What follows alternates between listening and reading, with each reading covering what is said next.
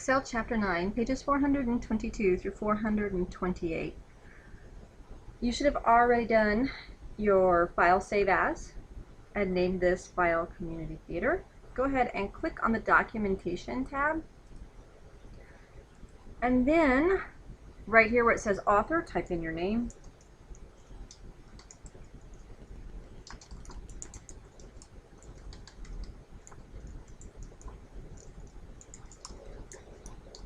And then enter today's date.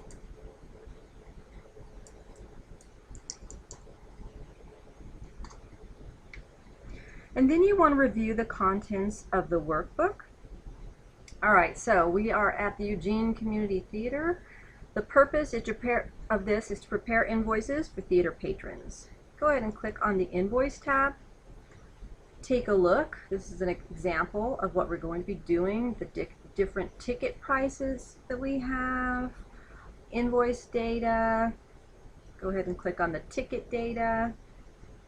All right, just kind of take a look around, and when you're kind of familiarized yourself with everything, go ahead and click on the invoice worksheet. Take a look at and read page 423 before we go on, and 424, which will explain to you the ideas behind naming cells and ranges and creating defined names, which is what we're going to be working with. So stop and read that. And when you're finished, we'll go on to create defined names using the name box. All right, click in cell B24. All right, B24. Then click in the name box on the formula bar.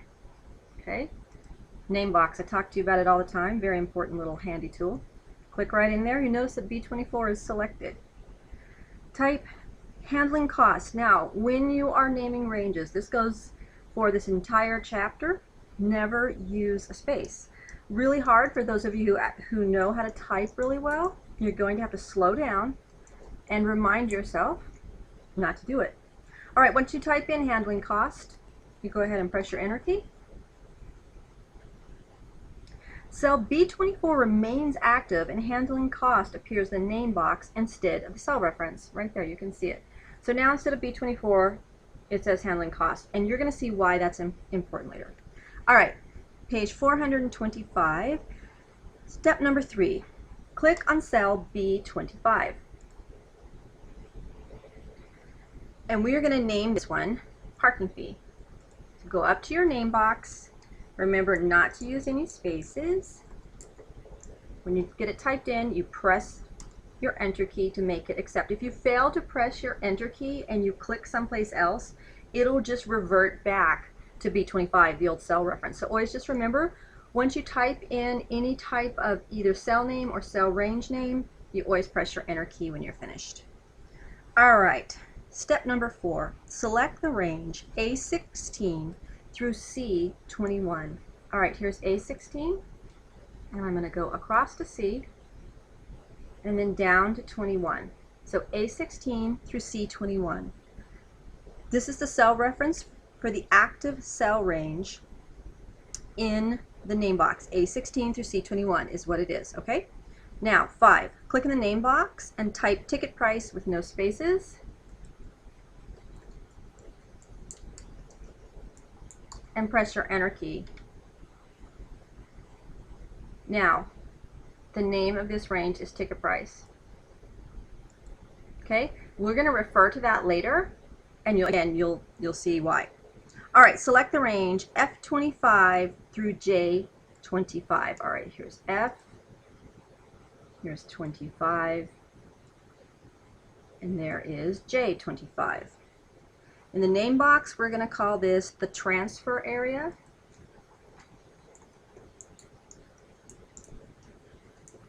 Always stop, by the way, before you press your enter key and check your spelling. Make sure you don't have any typos. All right, transfer area. Click cell J18. Here's J. Here is 18. Always check the name box. And we're going to call this one ticket cost. No spaces.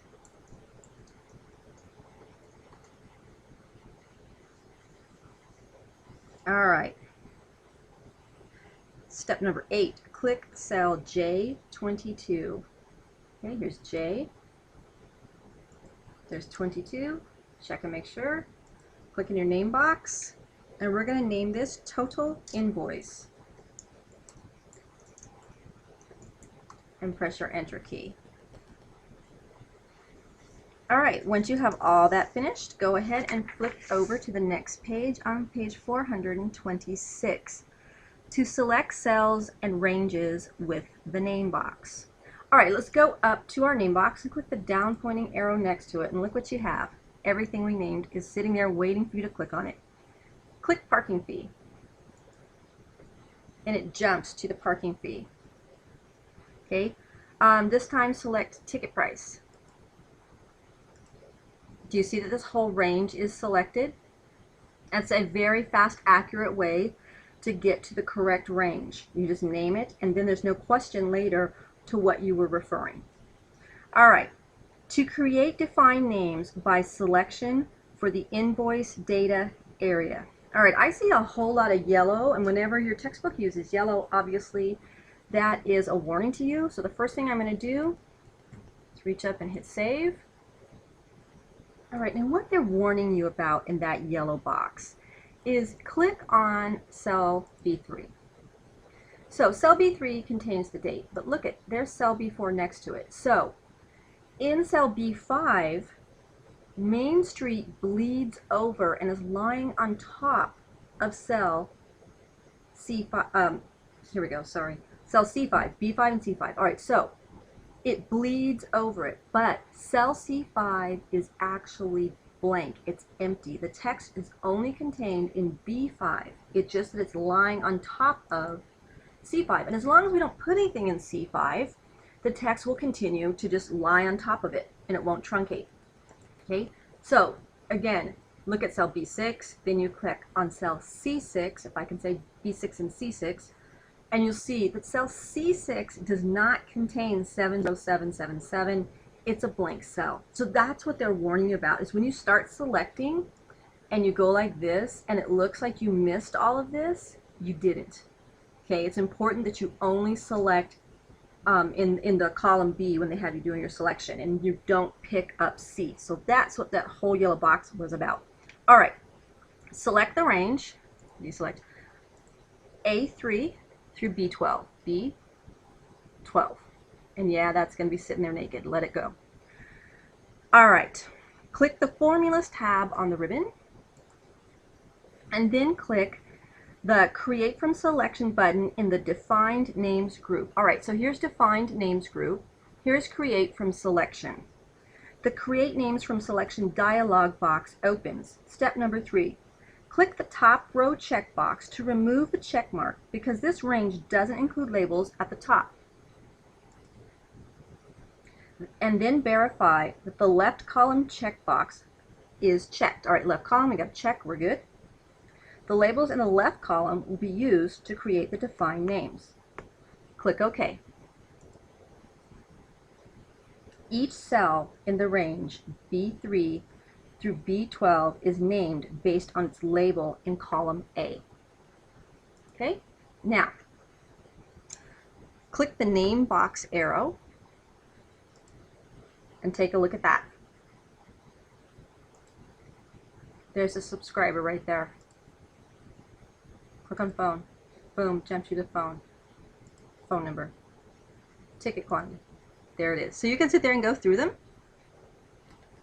And when you have any type of drop down slid down onto your screen and you want to get rid of it without selecting anything, step number 6, you just press the escape key. Okay, very simple. All right. Now to edit and delete define names with the Name Manager dialog box. On the Formulas tab, which we're already on, in the Define Names group, we were just there, click the Name Manager button. It's the big one right there, Name Manager. The Name Manager dialog box opens, listing the 16 defined names based on the labels in the range A3 through A12 in the invoice data area as well as the 6 names you defined with the name box. Take a look at figure 8-5 and make sure that your screen matches what you see in that figure. Step number 2. Click the number parking decals. Number parking decals. Right there. And then click the edit button, which is right there. The edit name dialog box opens. Go ahead and flip to page 428. Number 3. In the name box, type decals. And then click, first of all, before you click, always check your spelling, right? Save you a whole lot of work later. And then click the OK button. The edited name appears and lists in the Name Manager dialog box. Step number 4. Scroll to find the transfer area name.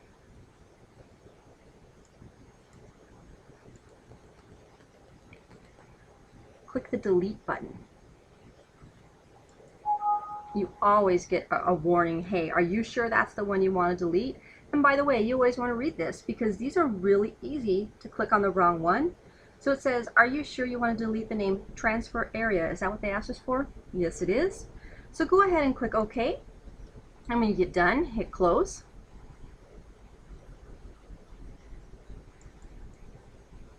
And you're ready to go on to the next video.